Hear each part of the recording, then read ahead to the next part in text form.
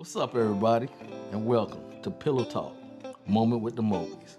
I am Johnny Mobley Jr., And I'm Deirdra Mobley, and we are an ordinary couple. with extraordinary purpose. Good morning, Mobley. Greetings, salutations, accolades, and a whole lot of blessings. What's going on?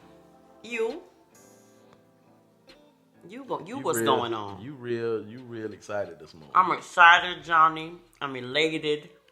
I'm invigorated. Is that right? Mm-hmm. So tell me what's going And I on want with you. I want you. Tell me what's going on with you. Why you feel all these things? Because I got these big old pom-pom earrings on. Yes, they're bigger than your head. Yes, they are. Made by my friend April Cobb. Yeah, big. Shout out to April. And I'm feeling myself this morning. So I put on a little bit of clothes. Yeah. So we was A little upstairs. bit of mascara.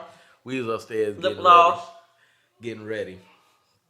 You know, I threw shorts on. We ain't doing video yet. So I threw my shorts on and my little shirt, my lounging shirt, came downstairs, got my coffee going, playing my little classical music, getting my mind prepared.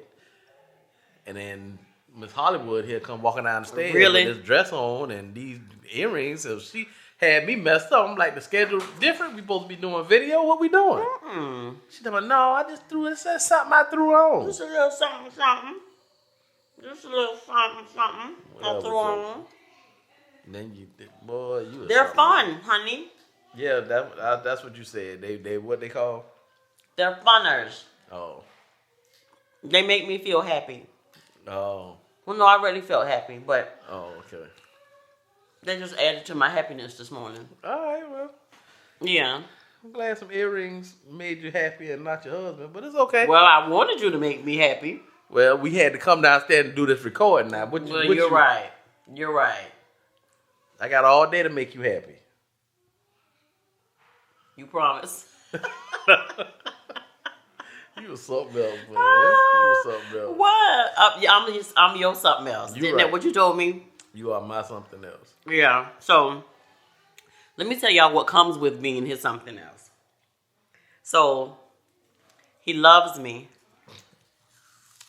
What you about to talk about? You sound like you about to say something. But he also shady, y'all. I'm not shady. He's shady Listen, let me tell y'all as something. 5 million palm trees. Let me tell y'all something. I don't know who created this word or this statement, shade. But I can't even have a conversation with my wife no more without she thinking Y'all. I'm shady. Every time I say something, she's like, "Oh, the shadery is real." Or, "Oh, the shade is so real. Oh, you got big palm trees today." And I'm like, I'm just trying to talk to you, baby. God, no, I can't have a conversation with you no more. No. Because it always ends back up. You'll be like, yeah, I was being a little shady. And the conversation that I used it for, it was relevant. It was relevant. What conversation? I wasn't even finna talk about that. I was finna talk about the fact that, y'all, we were riding together yesterday. He was off. So he had to run some errands. I got off. We met up at the house. And so he had to go to his parents' house to get something from his dad. So I rode with him because that's what we do. Oh, man. And so when we came to the house, I grabbed some of these tart Granny Smith apples, the slices. And I jumped in the truck. We on the way to his parents' house. So I'm eating my apples, y'all, and they be so good. And so we're almost at his parents' house. I finished my apples. We just, talking about our day, different things. He pulls out his Altoid little box, container. What you call it, a little bin? Bin box. If y'all Altoid, if y'all ever listen to this episode, y'all anybody know any Altoid representatives? My husband can be the poster child for Altoids. Oh, he will be a sponsor for y'all. They're the best thing ever. So anyway, he pulls out his little Altoid container and reaches in it and stretches his hand out to me. I didn't ask him for one. I didn't allude to the fact that I wanted one, but he reached his hand over to me to give it to me. I think he even tried to put it in my I mouth. was trying to help you. You look like you had your ass. And so I looked at him and I said, was "Just like, open your mouth. Let me plop it in." I said, "Are you serious? So what you telling me my breath stank?" And he didn't hesitate. He was like, "Yeah, just a little bit." What? I said, "Yeah, just a little tart." She goes on to say, "What you was eating, honey?" I said, "But babe, all I was eating was some tart Granny Smith apples." He was like, "Yep, and your breath smell exactly like that." Tart Granny Smith apples. No, y'all no remorse. He has no remorse. You my Just girl. none. I can't have you out here all kind of ways. But you made a valid point after you shaded me. You said, then if you was to go out in public and be talking to people and then somebody looking at you crazy or you do the breath test and then you figure out that your breath is stank, you'll be like, babe, how you just gonna let me go out? Yep. Gotta go out in public all willy-nilly with stank breath and stuff. Regardless, because if I tell you, you said why I'm telling you, but you took the Altoid though, didn't you? You are something else. You took the Altoid though, didn't you? I did take the Altoid from you. Then you had to add a little spiciness with you for the rest of the night. I didn't. Now you need to stop. You did. I didn't because I thanked you for covering me. I don't know However, who created this thing shade, but you use it too much. I can't have a conversation with you. That's all But right. back in the day when I used to say, babe, you tighten up to me. You just pop it in your mouth. I'm good. You good. Now, babe, here go Altoid. Oh, the shade. No. You didn't even preface it with the conversation of here go Altoid, baby. Took the Altoid. You just took it out. It gave it to you. Because I do remember those breath strips?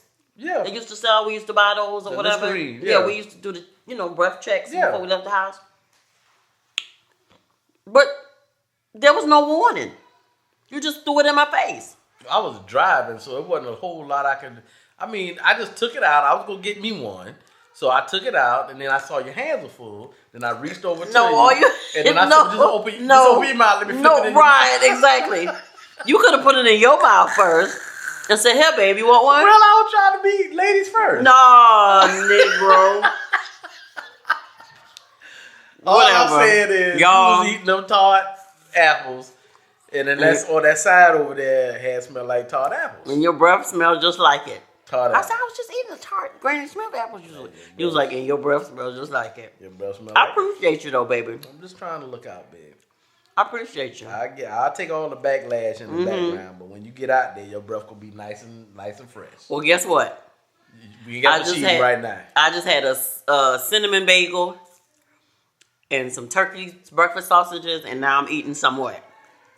Them tart apples. My tart And I ain't got none of my Altoids with me. Granny Smith apples.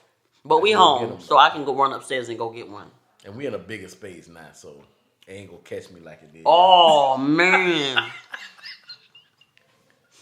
Babe, why you acting like that? You know what? You need to stop that. You talking about, oh, man. I remember when I used to love you. I remember. Oh, you singing songs to me the now? day. Whatever, man. Babe. Whatever. So you said you wanted to kind of holler at something today. All I want to say is this: whoever made What up you that wanna word, say? that shade thing, Uh-huh. I don't know who y'all need to stop it, man. Just stop it. Can't have a conversation no more. I'll tell my wife when I'm trying to do shade. You tell me. Yeah. Tell me when you being Back shady. in the day, that used to be a funner. Mm-hmm. Now it's shade. I mean, it still is a funner, It but ain't a funner. I need you to tell me first. I did tell you. Babe. We veterans in this thing. If I pull that Altoid out and you look at my hand and you see it, you just open your mouth. I flick it right on in your mouth. Pew. Put it right on in there. I got you. Just make sure it don't, just have your tongue where it won't go down in your throat. Cause I don't want you choking or nothing, but I'll flip it right in your mouth. You ain't even gotta put it in there. I got you. Well, thanks. But what I ain't gonna do is let you go out there all kind of ways. I'm still gonna call it shade, but anyway. That's fine. So listen, did I tell you that? Did I tell you? And I don't know if I'm gonna be able to find it, but did I tell you that? Oh, I found it. So did I tell you that what I did? It's been a long time ago, and I'm thinking this was inspired by you. That I actually signed up for some site or something like that called Word Genius. Did I tell you that? No, you didn't. I signed up for it, and so I get emails with words of the day. They give you a word of the day. Yeah. And I'm not, like I said, I think this may have been inspired by you as to why I signed up for it. And so the other day, and I was like, I need to unsubscribe from this because I don't ever read these emails. But the other day I clicked on a word, and it said the word of that day was confabulate. Do you know what confabulate means? I don't. I can take a guess. It sounds like a whole bunch of lying going on. I guess you be confabulating a whole lot these days. Listen, but it's funny that you say that because what it actually means is to engage in conversation.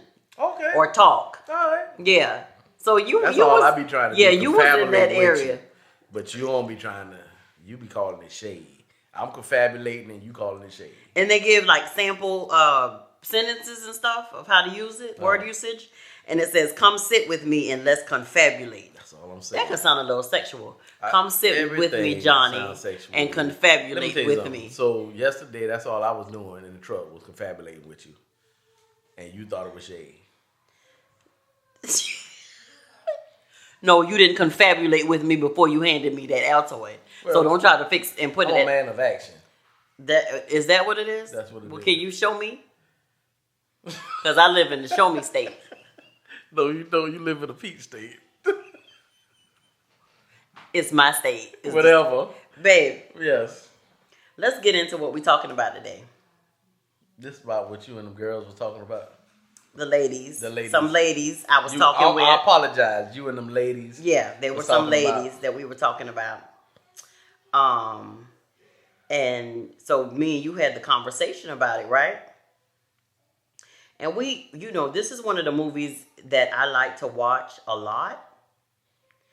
And because there are certain movies that I watch and you be like, babe, you've seen this movie like 1,000 times and you sit here and watch it over and over again. And my level of interest has not weaned because I'll sit there and I'll watch it like this was my first time watching it. Yeah.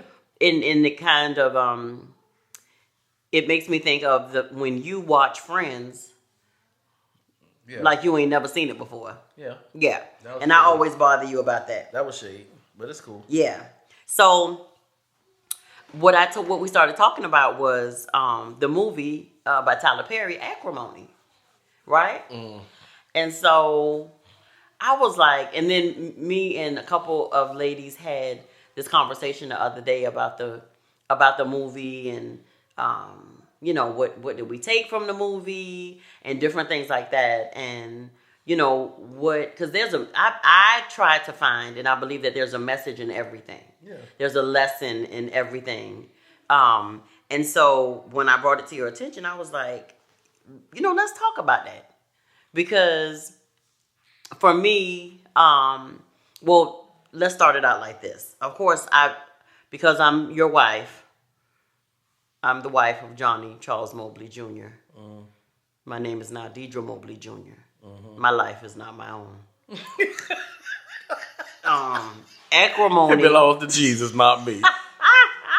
I mean, but you next on the list. I am very close. I'm next. I ain't close. I'm next, though. I'm number 2 all day. Right. I wasn't saying but number 1 is Jesus. Jesus, because nobody does. Number 2 is me all day. Right. So... But I look stuff up, y'all, and sometimes I laugh when I'm doing it because this is something that he does all the time. And I used to be like, you gotta believe I used to be like, babe, we in the middle of a movie. Can you not look up the name of the people who playing in it and read about them and stuff right now? But so acrimony, of course, I looked it up, and it means bitterness or ill feeling. Yeah, and so ill feeling. The ill feeling. That's that y'all, part right there. If y'all knew, and I'm sure if y'all haven't seen the movie, I'm sure it's because it's been out long enough for everybody to have seen it. And it is on TV. They play it on BET and different channels like that. But the part of the movie, the whole concept of the movie is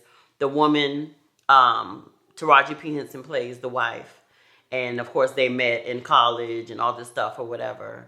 And she ended up marrying him. The gentleman, when she dated him, he was, cheating. He cheated with this girl.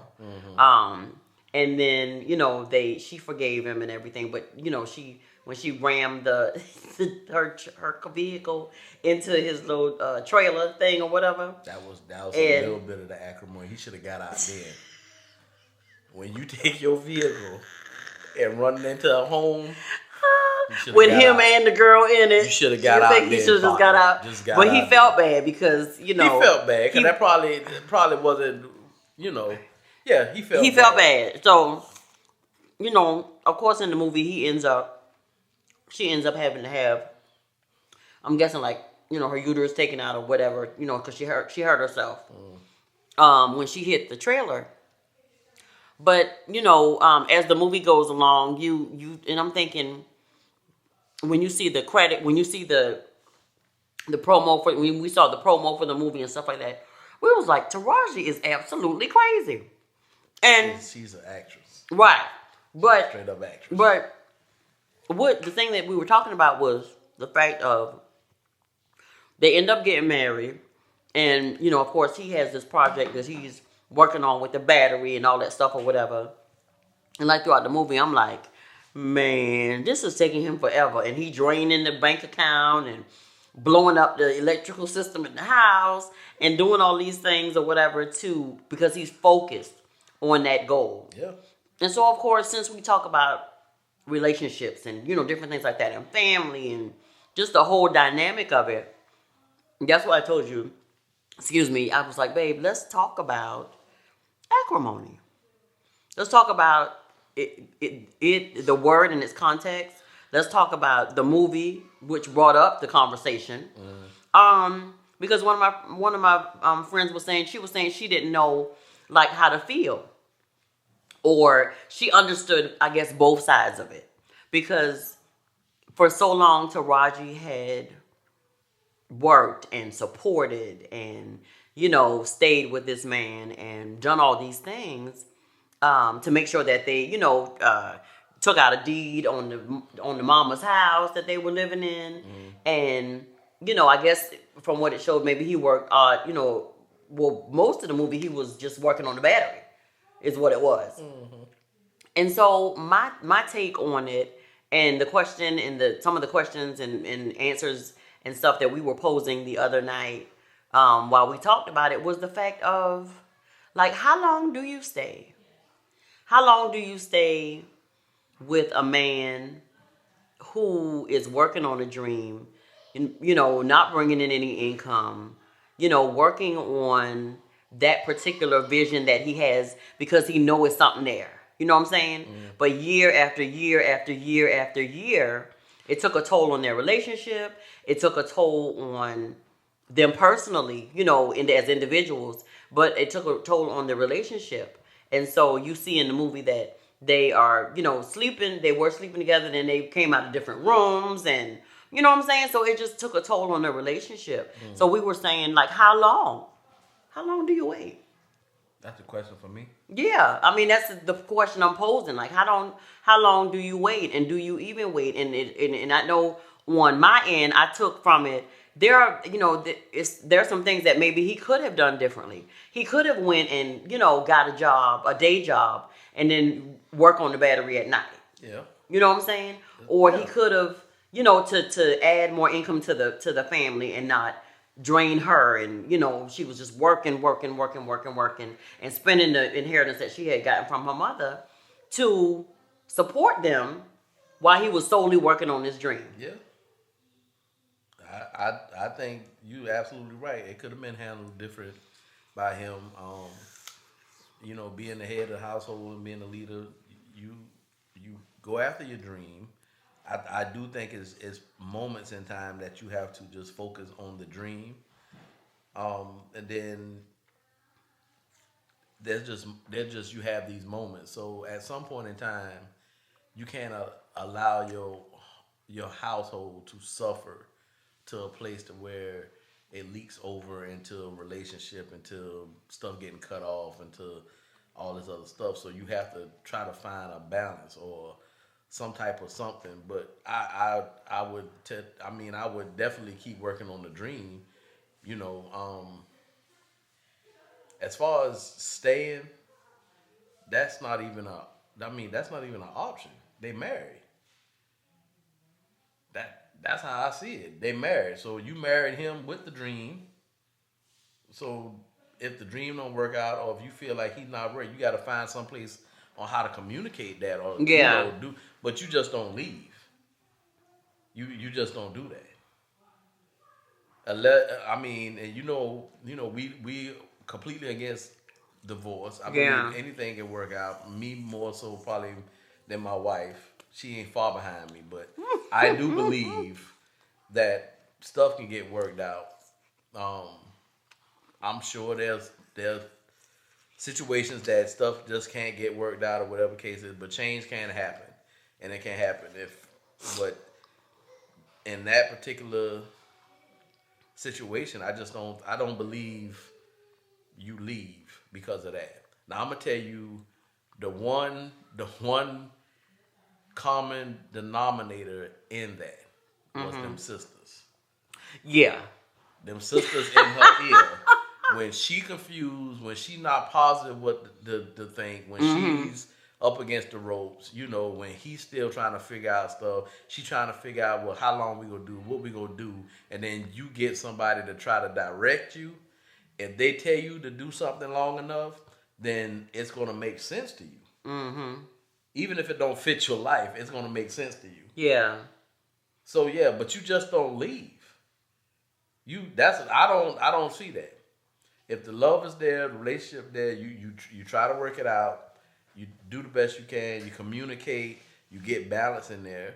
Yeah, dude, you just can't work on your dream 100% of the time.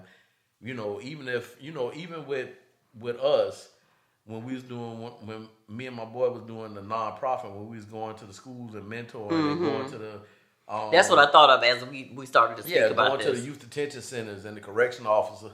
When we were doing all that stuff, in the beginning we weren't making no money on that. We were just trying to get out there. We wanted to help the people, and we was creating contracts as we went along. But during that time, you was the breadwinner. Yeah. But we agreed. Right, and I think that was the difference. Yeah. You know what I'm saying? We agreed. And I encouraged you to do it. Because at that point I was like, okay, so babe, we're good. Right now we're in a good space. But the things that I saw happening in the movie versus what we did was we were communicating with each other. Yeah. You know what I'm saying? We were somewhat communicating with each other. I don't think we would communicate because at some point in time... Well, at some point in time, it came to the point to where I didn't communicate with you that this had gone on for too long. You're right. It was getting a little tough. It was getting a little tough. Every time I went to you would tell me the same thing. It's okay. Keep going, baby. Keep going. That was you in your heart wanting to see me strive and succeed in the dream. And I wanted things to work for us. Yeah. But at some point in time, I have to, and that's the partnership that we have to have. You have to tell me the truth, even if the truth hard or hurts or whatever the case is. Yeah. Where we're that now. Yeah. But I can't make clear decisions as a leader of my household if I don't know all the information. Yeah. So, when it comes to something like that, even, in the movie with Buddy, he was focusing on his dream, and he probably felt that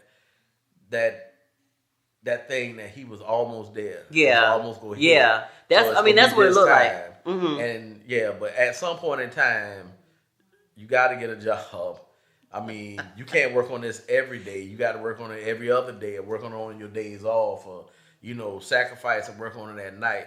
But you can't allow, as the head of your household, you can't allow your family not to be sustained. You just got to provide. Secure. Yeah, you got to provide. That's a part of your responsibility. And like I said, when we did it, we had an agreement. Right. And that was the very first time I've ever jumped into something like that because you have those moments. So I get what Buddy was doing because I had that moment because when we was doing what we was doing, it was that moment. Yeah. Everything was excelling. Yeah. So you said, babe, go ahead, go after it. We went after it and stuff started to open up. So we went forth, went after it.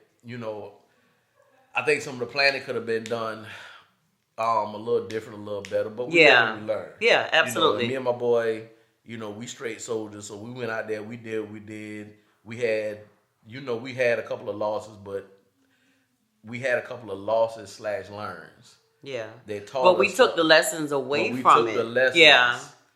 Yeah. But we had the wins that we had were way more valuable and greater than anything else. Yeah. Some of the kids we still are in touch with right now. Yeah.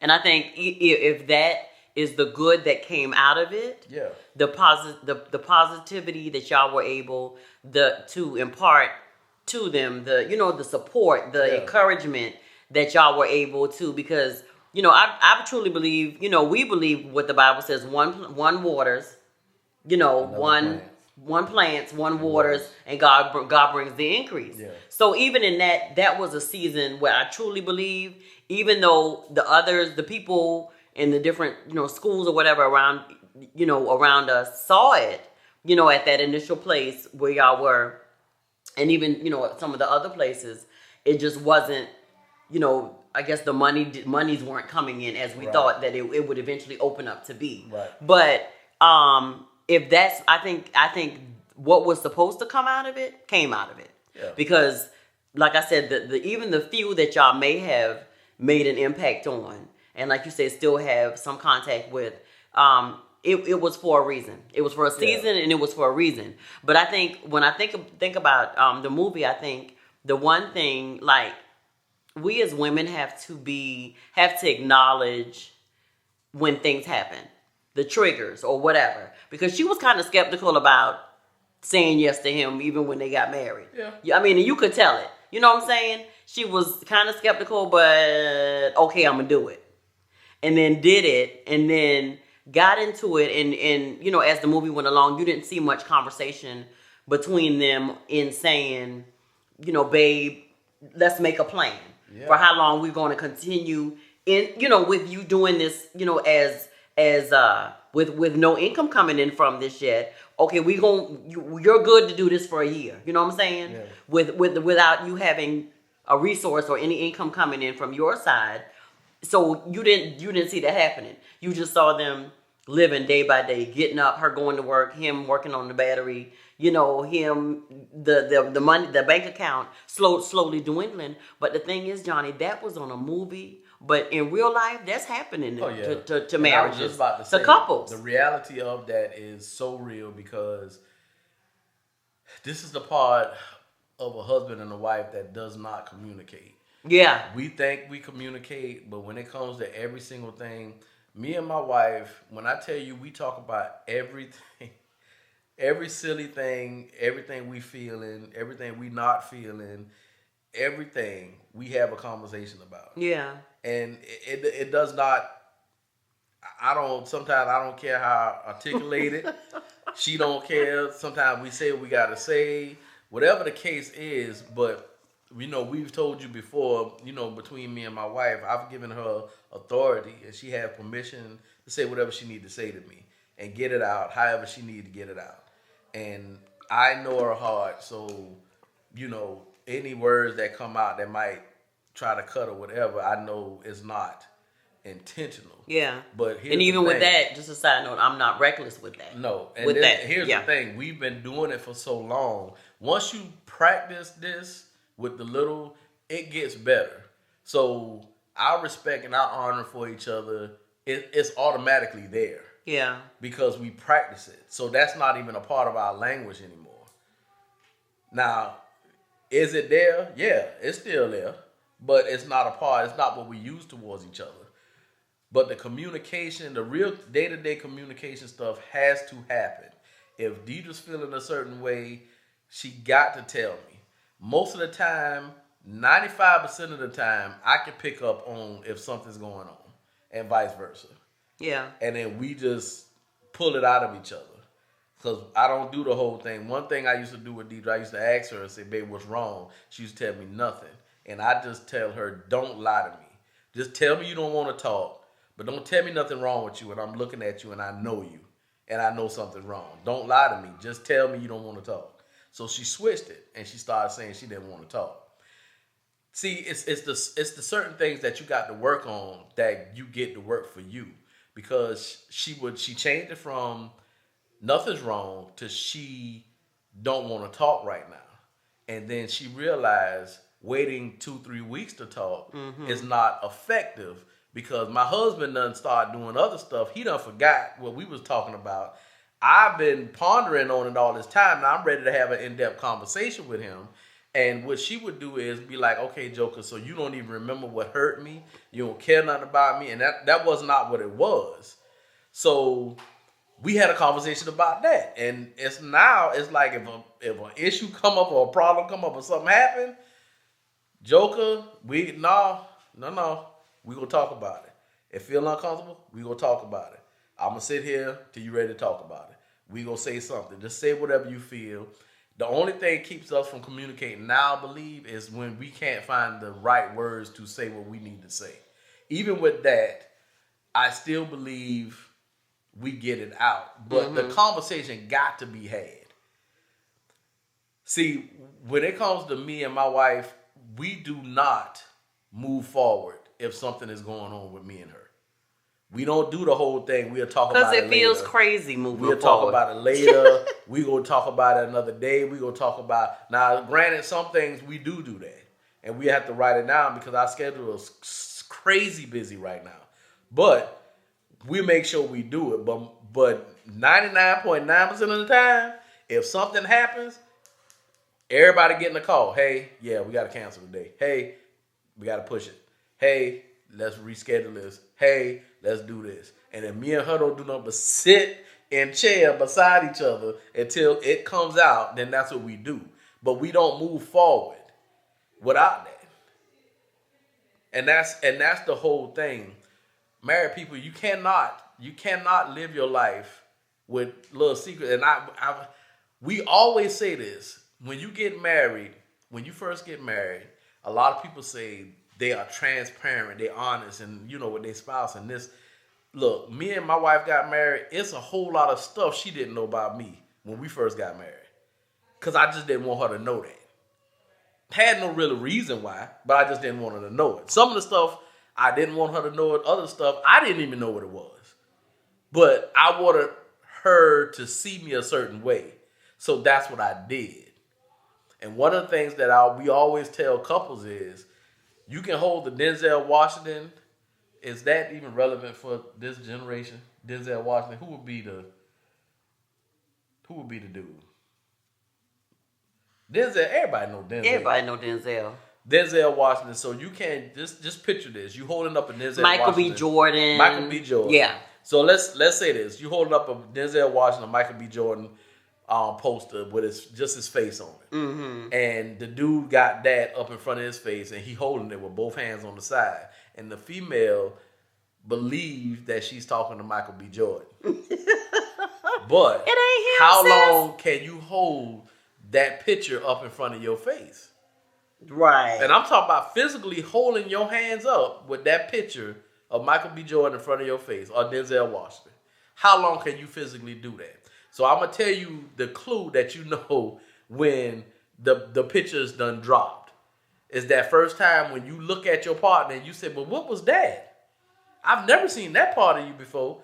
Because his arms tired and then that picture done fell down a little bit. And then you done got a glimpse of who he really is. Or one of those characteristics. Or say vice versa. I ain't gonna call no women names. Don't call none. Don't call none. Don't do it. But anyway, just picture a woman, a nice looking woman, and then do the same thing. But this is the thing.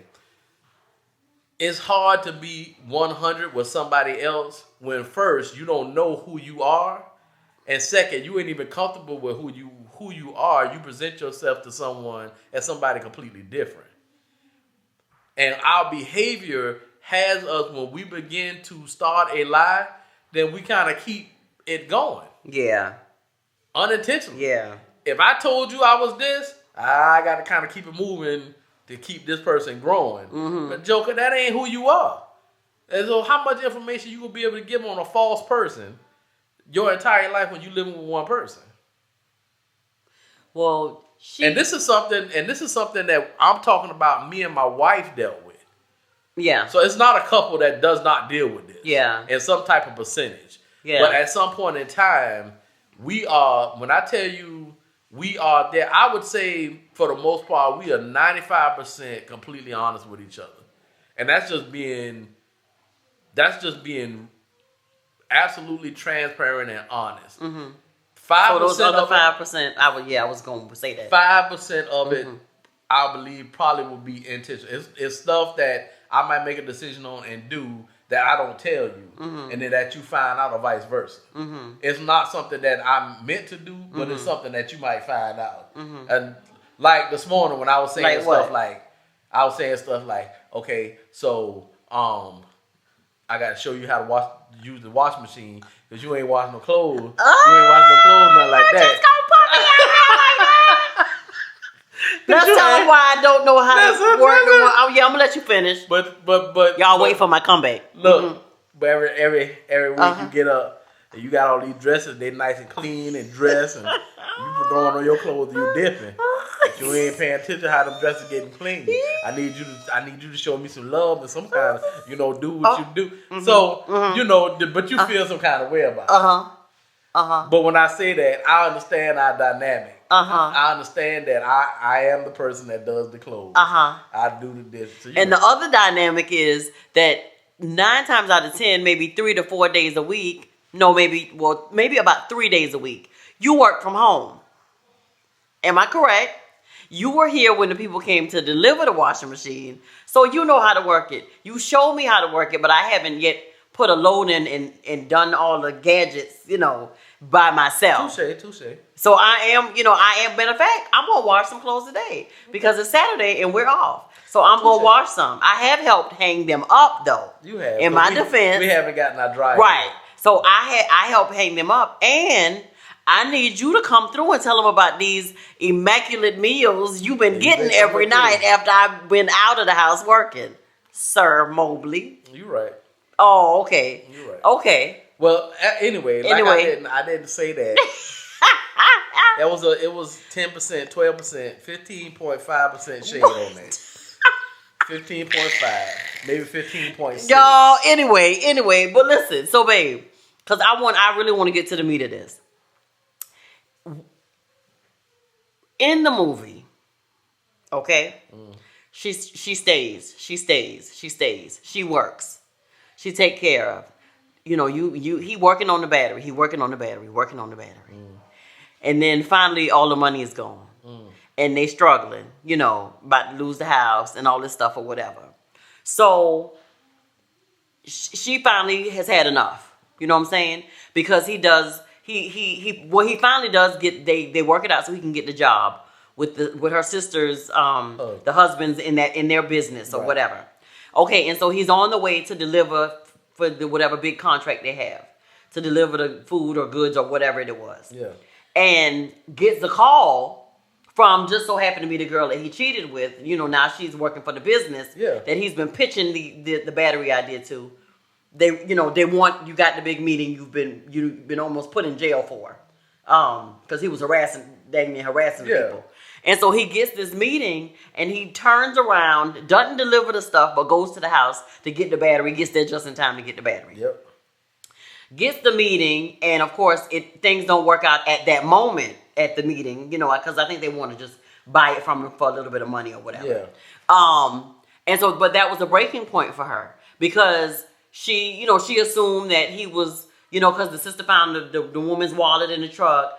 He assumed that, okay, he cheating on me again with the same, all those feelings came up from when he cheated on her before, and she ended up ramming the truck into the thing and, had to have the surgery. Into the house. Yeah. So all those feelings came back up again, like, Negro, I've been here waiting, holding you down, bank account drained. I've been here and batting and rooting for us, even though the physical and the emotional relationship our relationship in itself has fallen apart Yeah. because we ain't loving each other. We ain't making love. We ain't talking. We just existing. But and like I said, when we were talking about it, there are people who are living loveless marriages, but yet she may still be holding him down because of a dream that he has. Because I think at some point for her, it probably turned into, shoot, I don't even think I can stand you no more, but I've been here this long, so I'm going to stay because maybe the battery will hit.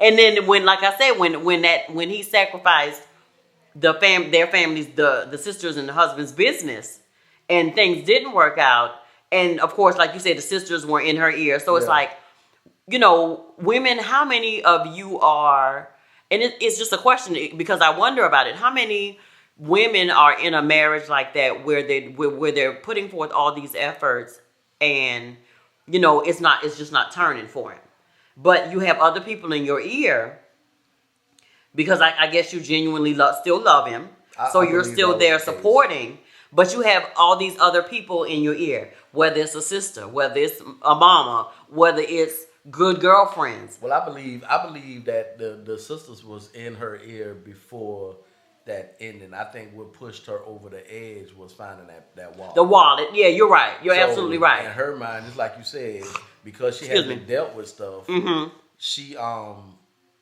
all that residue of that stuff. Yeah. All it took was a little fire, and that fire just came back. Yeah. So she, in her mind, probably had this entire theme of what was actually happening. So he out here with this battery, and you still seeing this chick. After all these years, I'm thinking you doing what you supposed to be doing, and you doing this. And we about to lose the house, and all this stuff is happening. All this stuff, I'm putting everything into you, and all this is happening. Now this is because she's there. She's not listening to nothing that he's saying. Right. Because at this point, the communication between them is null and void. Null and void. Yeah. So he can't even say, he's trying to tell her. And I think this scene was when they was on the front lawn. Yeah. And he was trying to tell her, babe, I got a meeting with the people I've been trying to get. But she wasn't trying to hear that. She wasn't trying to hear it. She wasn't trying to hear it. Da, this, that, and the other, this, that. And so she was hard. So at this point in time, she like, I'm done. Yeah. I'm done. Yeah. I'm finished. Yeah. Yeah. Nah, this battery done hit. So they didn't, I don't think they gave us the amount of time that went by between the first initial meeting and then the battery hit. Battery hit. Right. For a lot. Right. It hit for a whole lot. And so he shows up at the job and says, and literally apologizes to her. So I'm not, and I was like, that was a different type of man. Yeah. To show up there. But here's the thing. This is when the part that where I say a lot that where men's perception and their thinking is a lot different from a woman's. Mm-hmm. Because in this part right here, this woman has invested years, her life. Yeah. Decisions that he has made has damaged her, has hurt her, has scarred her. It's just different stuff. And everything that was good, although he was a good man and she knew it, everything that was good, she was still sitting on a hope type thing. Yeah. I hope this happens. And because I love him the way I do, I'm hoping this work out. I'm trying to stay with you. You ain't got no job, but I'm trying to, and I'm hoping. Mm-hmm. So in her mind, I invested all this in and you.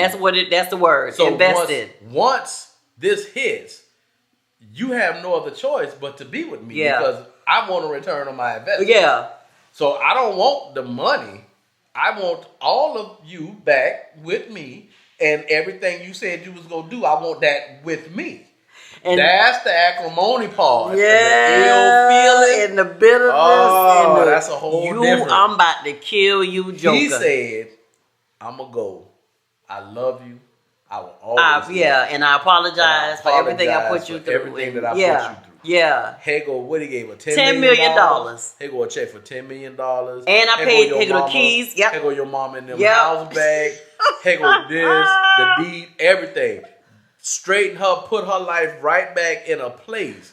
But what the part he don't get is all the decisions, all the non-sleepless nights, all the non-sexless nights, all these different things. She wants something in return for that. Yeah. I invested everything. My heart, my soul, my fibers, my skin. I invested everything. And that's what my friend said. She was like really torn because she can understand from that point of view, from that aspect. Yeah, from that aspect. But then on the other end, it's like, sis, I get all that. But you initiated the divorce. You initiated the divorce, but you did this. Then I show up at the hotel where you said you was gonna be. You was gonna have a penthouse suite overlooking the city. And it's like this chick here, she about to live my life. I'm about to get down. Not only do you have somebody else, but now you got the chick that I done ran my car into the house because you was. Are you for real? So in her mind, see, this is something completely different. In her mind, this been going on for years. Y'all you kept ain't it never going. stopped seeing her. That's what it was. All this stuff. So my entire life has been a lie. You done played me for a fool. I done been around here working. See, that's something. That's the part. The man. I'll get her this $10 million and pay her mom and them. She good. Yeah. She ain't good, bro. Yeah. Because he thought that that she didn't want him no more. You know what I'm saying? He thought that she was done because of all the stuff that did happen. But that was a class act for him to show up there and for him to do the things that he did. And I get that that was a class act, but here's the thing. He did that, but when he did that part, him and that girl started back seeing each other. Well, because he was living at the homeless shelter or whatever. I know. And then that happened. But it shows that it wasn't that he had continued to see her, or that even that he was seeking her out. When he saw her at that place or whatever, that she worked there and they went to get coffee or went to do something or whatever. Yeah. You know what I'm saying? So even in that, his intention wasn't to get her pants. But old girl didn't know. Yeah, and that's what it was. She didn't know everything. But in her mind, she done created this entire storyline. Yeah. Herself. Yeah. And that's what she was literally responding to. Yeah. And nobody could tell her nothing. She was in a place where ain't nobody could tell her nothing. Because this is what happened, and this is what I know that happened. And now you got this heifer living in the top condo on this floor where you said we was gonna be. Me. You done bought this yacht and you done named it. What was the name of the yacht, baby? Gail, I think. Why do you know that? You done bought this. You said this was gonna be out, and now here's another woman. Living my life. Not just another. You got a dot. Another. Yeah, woman, I know it ain't not just another woman. But a lady from our past. Joe. Yeah. She back in the picture. She never left. So my whole thing. That's a lot to swallow. Where I see. First of all, some type of counseling should have happened with them. She wasn't counseling. No. Taraji she needed to go to counseling with both of them. Because he needed some help too. Whatever was in his head that had him focus on just working on that battery and spending all the money and not trying to keep that part, that's not a sacrifice. But it was an obsession. That's not a sacrifice in my eyes. That is exactly what you said is an obsession. Yeah. Wanting something that bad, if you're by yourself, is one thing. You're right. Wanting so bad. And when you have responsibilities, at the end of the day, you still have your responsibilities. Right. And the only reason I was able to do what I did because me and you had a conversation. Absolutely. And you said, go for it. I said, go for it. Yep, I did. And then I went for it. Yeah. And then we did what we did. At the end, you ain't shared some stuff with me. Yeah. But when I found out, I pulled out. I made sure I got us back on track. Yeah. And then we started moving forward. Yeah. But it all was repaired by conversation. You cannot not have the conversation. Entire movie was about nobody talking to each other. Yeah. In his mind, one of the things that I talk about, in his mind, I'm trying to explain it to her, but I can't go in detail because she's just not going to understand. Yeah. So it's not a lot, baby. So all his thing was, soon as I hit this thing, and every now and then you will hear him go on a spill, the way he'll say, the such and such wasn't hooked up to the this, that, and the other, and this, that, and the other. And I don't know what happened, and this, that, and the other. And she'd be like, but you knocked all the lights out. What you doing? And tore up, spent $30,000 to replace the electrical So it's system. all this stuff that's happening, and he trying to explain it to her, and in his mind, like, she just not going to understand. I just got to make this hit. Yeah. And she'll understand the money part of it, but she don't take interest in the battery and the details of all this stuff. Yeah. So that's when that stuff just put barriers up in between. Now I'm gonna tell you the best thing about you that I love about my wife. She can ask me about my job.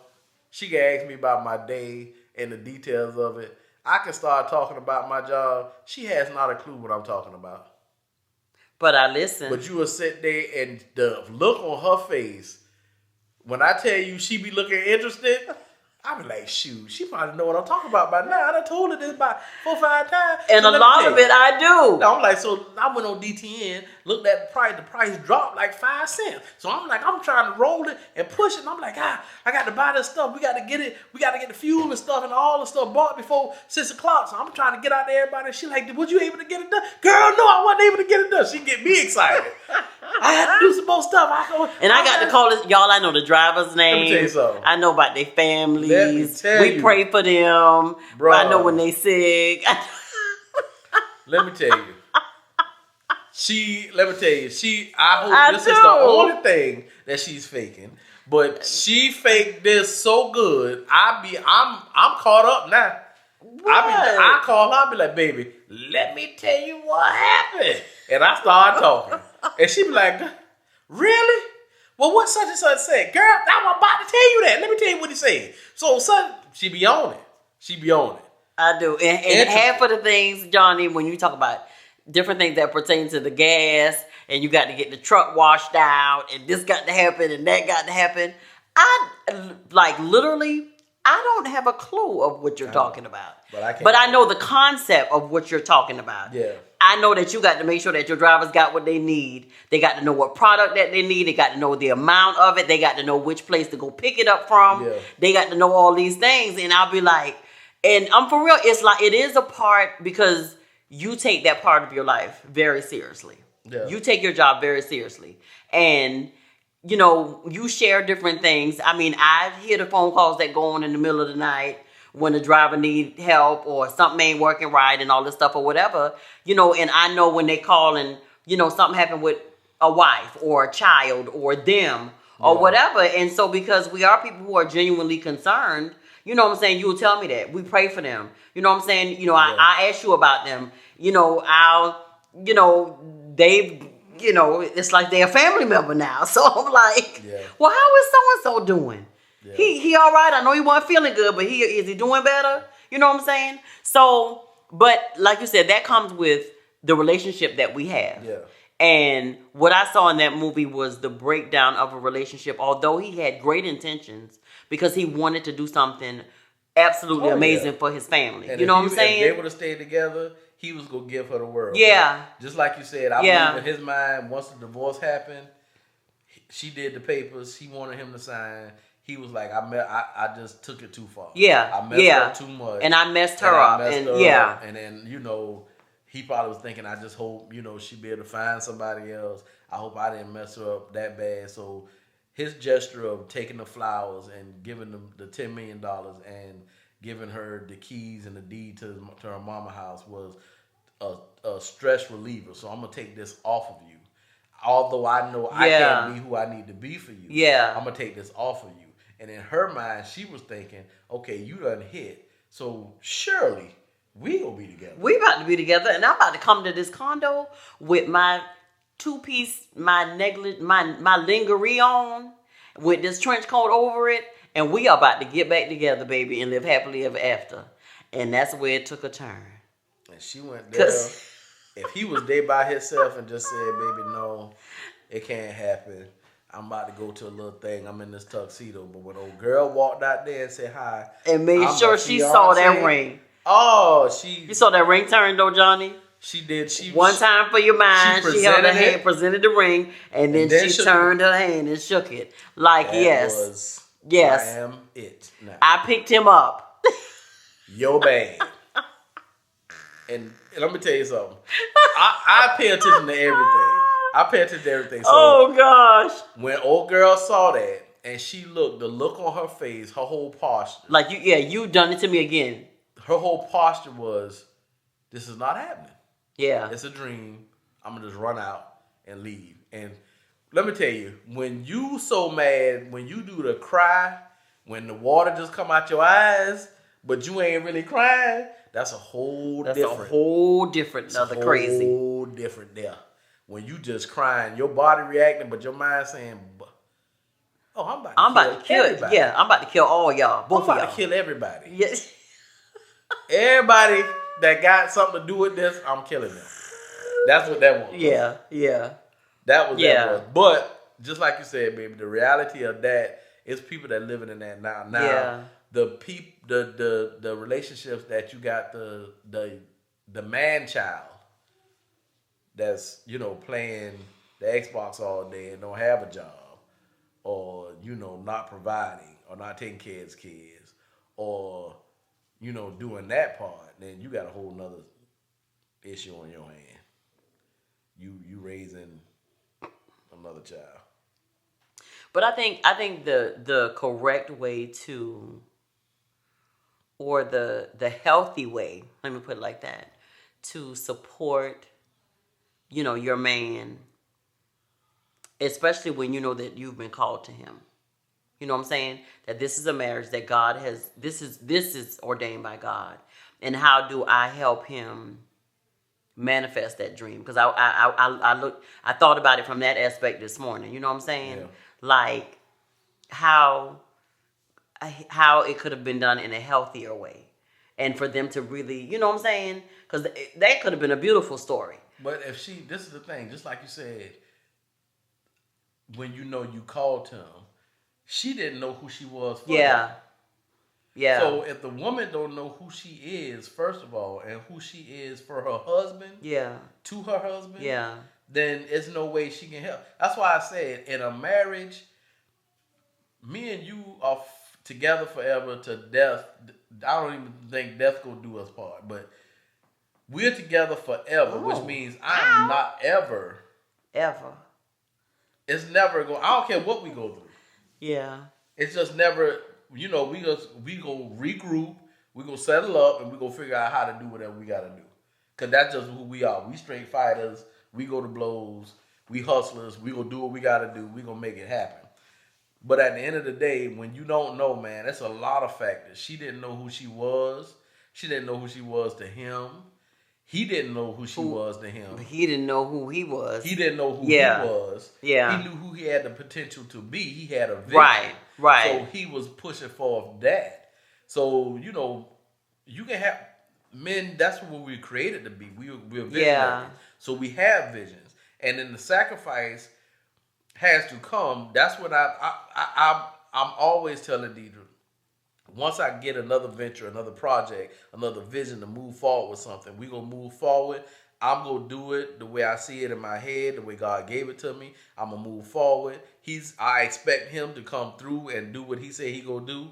And when it comes to certain situations, I know it's assignments. It's a process that has to go through. Yeah. Whether it's for us to develop something different, for us to develop something different in our relationship, for us to develop something different in a partnership, or for us to meet somebody. I'm always knowing something is put for something and somewhere to make something happen and connect. And I'm right there with you, you know, doing my part to help manifest that vision that's set forth. So that big part is that part. You have to know. You have to know if you married for good sex, then I mean, it don't last. I hope it lasts. No, it ain't. Nope, it's not. But if you don't marry a good person, a good man, or good woman, and marry purpose, and know that y'all got something, that y'all got some type of connection, or some type of rhythm, and then y'all move from that. You know, we always say, people say they find their soulmates. Me and my wife said you become soulmates. Because most of the time, if you know who you are as individuals, once you get together, that's something completely different. That's like mixing two different ingredients. It's a whole nother thing you have to create, develop. So knowing who you are as individuals and then putting then it coming together, it's still a rhythm that you have to find. Because I don't care what two things that you got that are whole. Once you put them together to become whole, a whole thing, it still needs to find some type of rhythm, pattern, structure, something for it to move and be fully productive in what it needs to be. So,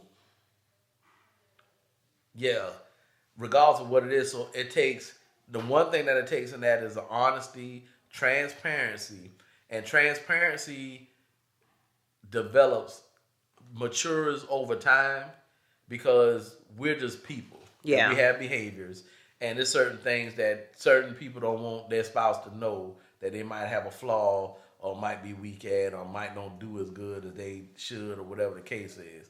But once you get to a place in your skin when you're fine and you know your spouse love you no matter what, and you believe that, then you move forward and you release some of that stuff.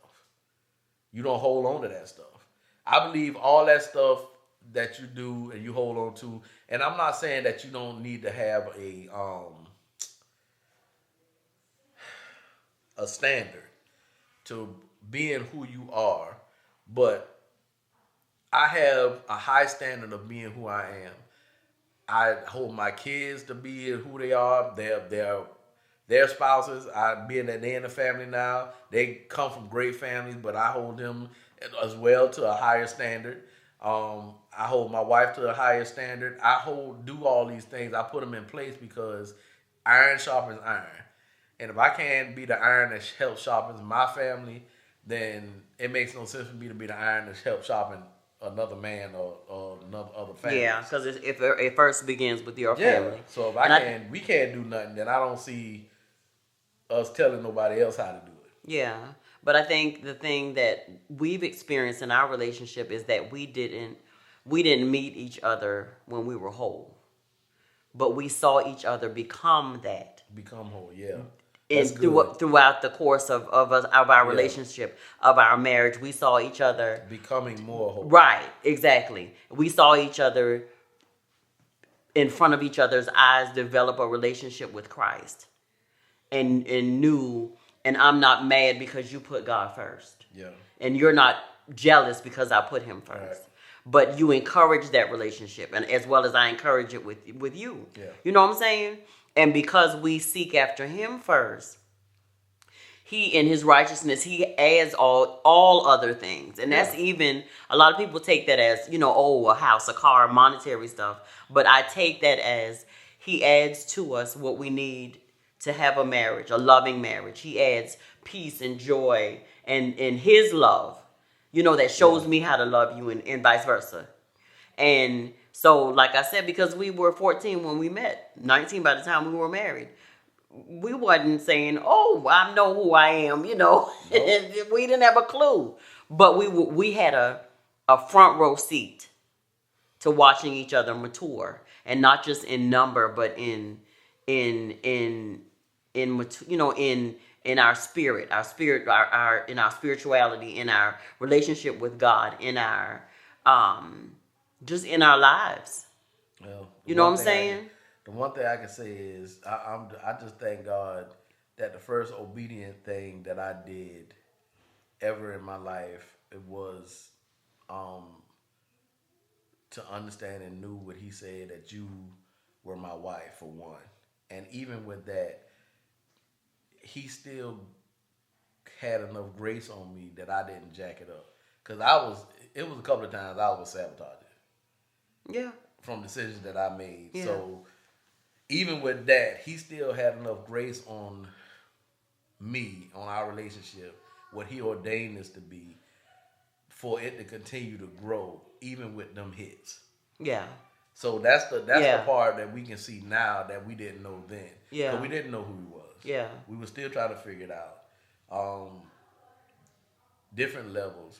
And now we at the level we are now, being 48, being grandparents. All our kids are out of the home and they're living healthy lives. They're moving forward. They're making decisions. They're coming back, asking questions. Yeah. All this other stuff. So now we're moving this way. So now, once we're here, we still got a lot more growing to do. We still got a lot more levels to hit. Absolutely. So, but it's different now because, like we just said, we understand that our life is not our own. We understand that we have assignments ahead of us that God has got to give. We have to go through the process. The process is more important than the outcome.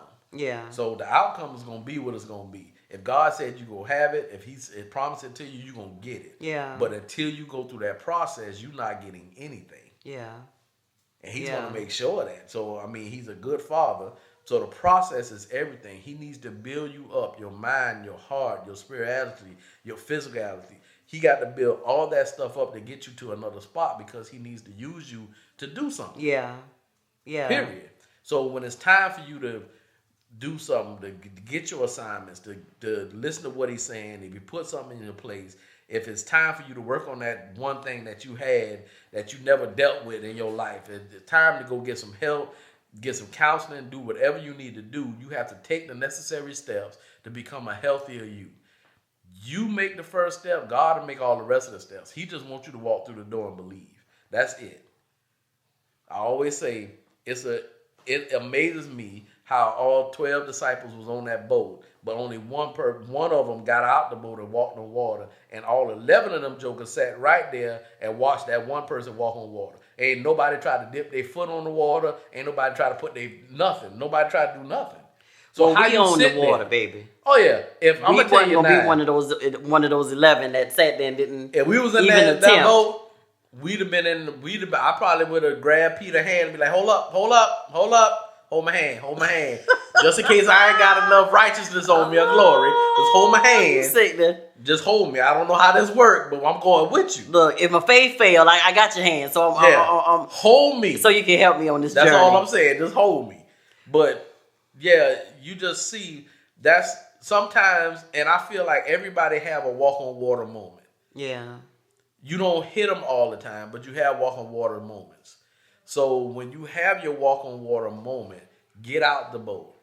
That's when God is taking you through that process for you to believe something. Believe past what you already believe as a human.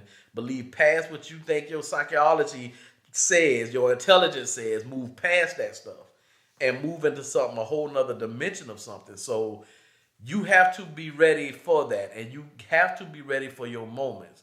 Your moment can accelerate you into a part of your life where you thought you would never be. Yeah. Yeah. Yeah. Yeah. I'm grateful that, even with what we were talking about, like, I think we've clarified ways that, you can work towards a dream. If you're, in that instance, the man had the dream. In our instance, this is something that the Lord kind of revealed slowly to us together. Yeah. And so we're able to walk this out together. You know what I'm saying? Yeah. We're able to, even though we both have full-time jobs, even though we still have other stuff that we, have pressing, but we are committed to walking this vision out. And I'm able to support you. You're able to support me. And we moving forward together to see this manifest. And the greatest thing about this is He had to get us to a place to where when we started moving, that we understood who we were and what we were doing. So the truth is, not only are we walking out and believing what He said for our life, but we've also sowed seed in other people's lives that they done started their own business. Absolutely. And they're moving forward with stuff. Yeah. It's just them seeing us and asking us that formula. How y'all doing what y'all doing, and we telling them we believe it. We just out here on these waters living risky. And we will keep our eye on Jesus. Yeah. And sometimes we take our eye off, and then every now and then we float a little up under the water. Yeah. And I gas for breath. It don't take me long. Yeah. Gas for breath a little bit. I put my eye back on Him. I keep moving. So it's not us being perfect. It's us believing. Yeah. And expecting God's going to do what He said He going to do. Yeah, so absolutely. Because of that, we instill that in the other folk. And our media team, they got their business going. They got their business moving. we going on journeys and we doing stuff together for the first time. It's amazing. The whole journey is amazing. Our children, people that connected to us, they're taking it, and we're not trying to get them into our dream. We trying to get them to live in their own dream, to do what God put on their heart and gifted them to do. Yeah. That's it. Well, I just want to say this to you as far as the whole acrimony thing or whatever. I just want you to know that, some women may be like, well, how long do you stay for this vision to come to pass? And how long? I'm staying with you forever, Mobley. I know that. Because I'm just going to tell you, if any of that would have been, trying to creep in to be our life, I was going to be Taraji. I know you will, baby. I just want you to know it. Let me tell you something. You was going to be Taraji, but I was not going to be my man. I'd have been like, no, shorty. Hold up. Meet me at the hotel real quick, but we cannot be together. What? I got to get back with her. When I get her this 40 million, she go, when you'd have showed up at that door with that necklace on, I'd have been like, little mama, you got to go because she crazy. He was going to put her out, baby? She crazy. She here with her drawers on. You got to go, lady. You got to go with a trench coat on. Just leave. Because if I turn her away, she gonna kill both of us. Keep the ring. Just go. Just go handle your business. Don't even worry about it. Just go. Take what you got. Here, take the car. Just go ahead and go. She gonna kill all of us. Right. You just got to go. And I'm not ready to die. I'm not, because that is crazy. This is gonna be one of them kills that she gonna kill us, and we not gonna rest until she do it. So yeah, because Taraji was like, oh yeah, y'all, yep. Either one or two things gonna happen. I'm gonna kill y'all, or y'all gonna kill me. I'm about to comment 5 million times under these pictures on Instagram or whatever this is. I here living my life. I'm about to go and post some acid or whatever this is on this wedding dress. They should have knew she wasn't gonna leave them alone. It didn't matter what court order, what was ordered by the court. Because y'all at the front door and the back door, I can't get out this piece. Right. Cool. I go out the window. I'm good. I'm out though. Listen, that was, but like I said, it's couples out here that are living that, and like I said, the one thing that God gives a man is vision, and I'm privileged to be able to, like I said, I know that I've been called by God to be with you, to live out life with you, and to enjoy it, and so I'm glad that we're doing it in a healthy way, and we're still making sure that our relationship is solid and intact, and we ain't sleeping in separate rooms, and I ain't bitter about the fact that you want to do, you know what I'm saying? You wanted to write a book, or you wanted to do this, or you wanted to do that. But we're doing it together because that's how it should be done. Yeah. And like I said, that movie could have come out so much different if that relationship would have been in a healthier place, and stuff like that or whatever. So and most of the time, the toxic people that are in your ear telling you, and they mean well, but telling you certain things, they're from the outside looking in. They don't understand, a lot of the details of what's going on, because most of the time you explaining it from an emotional place, which gives them one-sided from your side. Mm-hmm. And if they're your family, they got your back. Yeah. So that's what you saw the sisters doing, having their sister back. They was going to be, whatever they need to do. You don't need to keep letting him treat you like this, the whole nine and everything. But they didn't know, if every time something bad happens in your relationship and you tell your family, the only resume of the history that they have is the bad stuff that you told them. Absolutely. So when you don't never tell them no good stuff, and when you don't never tell them, that whatever is happening, he cooking for you, or he took me out, or whatever the case is, he treat me good, he ain't beating me, he ain't this, he ain't that, he just trying to live his dream. When you don't tell folk the other stuff, you just tell them the bad stuff. You can't get mad when that's people what they come holding with a on whole to. bunch of ammo, and then end up with bad stuff. Yeah. We done been in real life stuff that we would have had family members who done, I was in a situation one time where, I had somebody telling me a bunch of bad stuff that happened. And I wanted to respond and I wanted to help. Yeah. So that's what I did. And then once I was trying to help and protect and all this other stuff, buddy answered doing his drawers. Uh-oh. And on that note, I'm like, what? This the dude I just put hands on. What he here for? but Johnny, at the end of the day, you have to let people live their lives. That only happened that one right, time. Once that happened that one time, I pulled up. Because at the end of the day, they might feel this way about a person, or they might be in conflict with a person that they love. Yeah. But they make up the next day, but you be on the sidelines angry and mad and bitter and ready to pop because you put all that angry energy or negative energy into like trying to exactly, and that ain't what they want, to let people live their lives. Yep. So on that note, we gonna thank you for talking with me about this whole acrimony stuff. I ain't thought this was gonna be no whole episode, but after you told me about you and them ladies in that salon, you so crazy. I said, yeah, y'all probably had some stuff to say. No, but we had a great conversation about it because we were looking at it on both sides of the coin.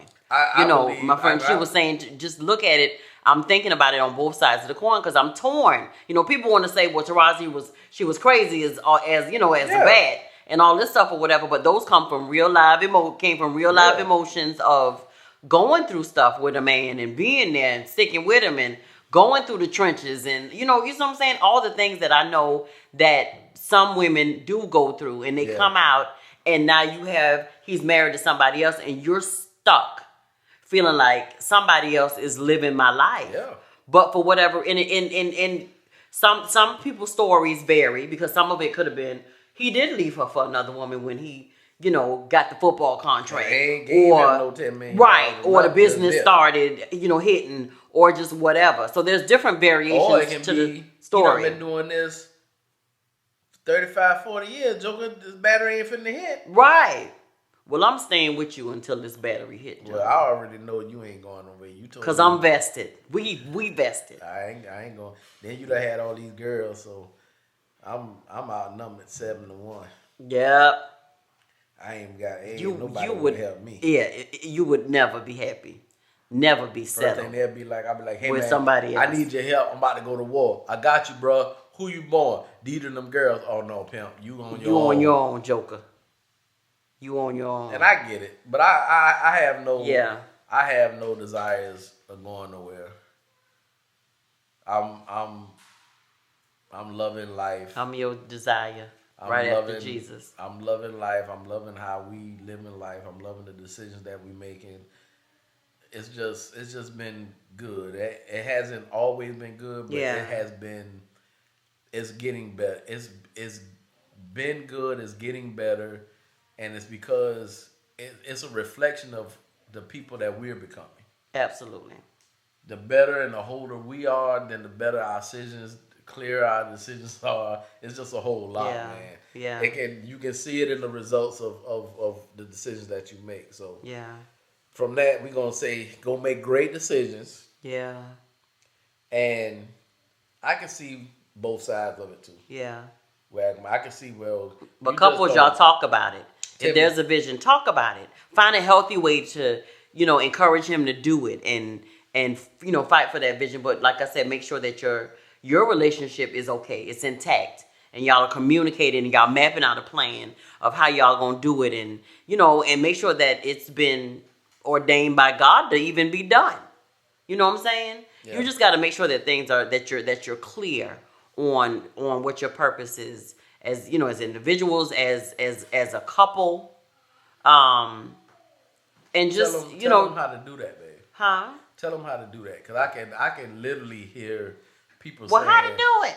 You talking about see what your purpose is? But and from our experience, like I said, we've had to walk it out because it's been a process, and it'll be a process for everybody else. Yeah. So for us, it was just a matter of being open for God to lead us. You know what I'm saying? We do it intentionally. Yeah. We do it intentionally. It hasn't always been like this. But so we have our own relationship with God. We talk to him. We spend time with him, whether it's in praise, whether it's in worship, whether it's, reading our word. We talk to each other and share what he's revealing, what he has revealed. We communicate with each other, like you said, in we have a open communication with each other. Yeah. So we talk about scripture. We talk about, different situations. We talk about, like you say, basically everything. But in that, that's how we keep our relationship nourished. Yeah. We share with each other when we're okay and when we're not. We encourage and we uplift each other. But like I said, we have date nights. We talk to each other. We do intentional stuff to make sure that we're okay. You know what I'm saying? You told me the other day, don't go back in your head about the bills and writing things out. Let's keep and continuously do that. Yeah. Share it with me if there's something, a part of it that I can help with, or let's do this together, and to make sure that we are moving forward healthy. Yeah. And that's how we do it. And we just simply say, okay, God, these are our plans, but we submit them to you. Show us your plan. Yeah. And he literally does. You know what I'm saying? Whether it be sending people in our lives, whether it be sending somebody to speak into our lives, or to say, hey, this is what the Lord said, or hey, this is what we've been connected. We feel like we are connected to you to do. So it's the mere fact of asking God. And people be like, well, how I know it's him? Oh, trust me, you gonna know it's him. You gonna know it's him speaking, because he'll confirm it. He confirms his word. It may be in a scripture that he gives you, and I don't know why I went to that particular scripture. I don't know why I went to this, or he may drop something in my heart, and I may say it to you, and your response is, he been speaking that same thing to my heart too. You know what I'm saying? So that's how you do it. You live life. But you got to build a relationship with Christ. It ain't that at the end of the day, that's what it is. The relationship. That's what it is. Believe what he's saying, because if you do not have a relationship with God, he can show you stuff, he can tell you stuff, but because you don't know it's his voice, right, you will miss it. Right. You will say, well, no, I ain't never did that before. So so at the end of the day, you have to spend time with him. You have to build a relationship with him. The more you get closer to him in a relationship, the more you will know him, and you will know when he make moves. So and we invite the Holy Spirit into everything that we do, into our everyday living, and to guide us and to lead us and direct us. And it ain't no magic potion. That's it. That's what we do. Yeah. And God orders our step because we ask him, and we're open and available for him to do that. And then we don't want to sit here and talk like we perfect. Right. Absolutely not. Because we mess up. Sometimes he tell us to make some steps, and then we'll start making them, and then them steps are turned into something else, and then it's like you got to jump off this and then catch this branch and swing over here, and be like, well, no, surely that ain't Jesus, because he don't want you. He wants you to walk, but that's what he tell you to do, and you be like, nah, I know a way to get around there on this way, so I'm gonna just go this way. Yeah, and then you never know, man. So you have to know his voice. So we at a place to where. I'll probably do the little swing off the branch thing, the jump. I'm gonna be like, how far? Nah. How far I need to jump? But you know how you build trust in a relationship with a person. It's the same way with God. God has proven himself to us over and over and over, and time again. His record is flawless. Yeah. And so I just, say, like, who wouldn't serve a God like him? And, so for us, it's God or nothing else. Stuff. Right, exactly. We bumped our heads and still do sometimes. But like you said, we get up and forgive us, Lord, for, help. We believe, but help our unbelief. Yeah, and we keep it moving. His grace is sufficient. It's been stuff that we've done and it worked, but it didn't last. Yeah. And we was expecting it to last. That's it. So it's some things that you do, you feel like you're on the right path, and it work out for a minute, for a moment, and it don't last. But the stuff that God does, it's building a legacy. It's building a sturdy foundation. You will know. You will know, man. So it's a completely different feeling. You'll know. Yeah. You just will know. But for us, it's God over everything. It's a different and that's belief how we you live gotta have, man. It's a different belief. It's the walk on water belief. Yeah. You can't just be in the boat and put your foot out there. You got to take some steps. Yeah. A lot of steps. Get your hand off the boat. Go ahead on out there. Just trust God. So period. That's Pooh, our as whole my thing. daughter say. This is after we gotta go. Evangelist Mobley over here. She done been preaching. You know what? All right, then we gonna go ahead and go now with Acrimony.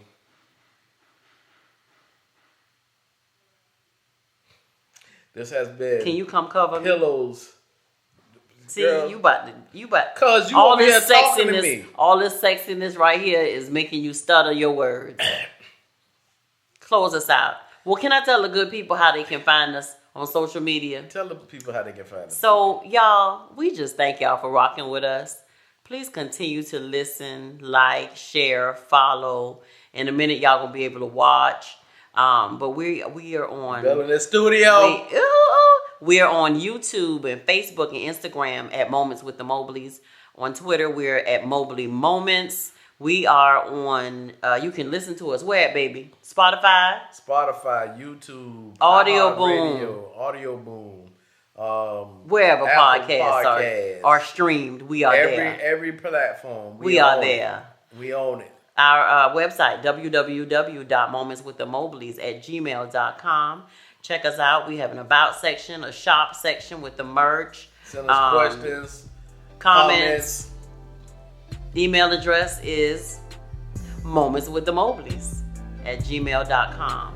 All right. We appreciate y'all support. We about to get out of here now, y'all. It's been Pillow Talk, Moments with the Mobleys. I am Johnnie Mobley Jr. And I'm forever Israel Deirdra. And we something like an ordinary couple. With extraordinary purpose. Peace out, y'all. Have a great day. Night, night.